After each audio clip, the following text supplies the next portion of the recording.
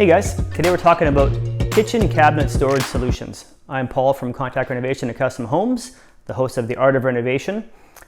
Check out these cabinet designs and some great storage solution options, improving efficiency within perhaps a smaller kitchen. The first one here is the above the fridge cabinet. Always a challenge, hard to reach. This is a great solution here.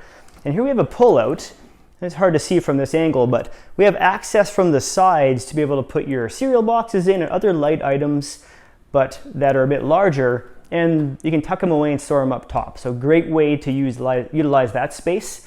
Also here we have this pull-out. It's a nice way to divide the appliances, create some room between them.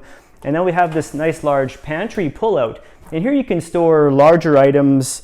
You have full access to the depth of them all, access from both sides. Again, a really smart way to utilize that space and to maximize your storage space within your kitchen cabinet design. So give that some thought when designing your kitchen. Consider where you can have pull-outs to help have more access for storage. I'm Paul from Contact Renovation and Custom Homes. Thanks for tuning in. Don't forget to like and subscribe to our channels. Have a great day.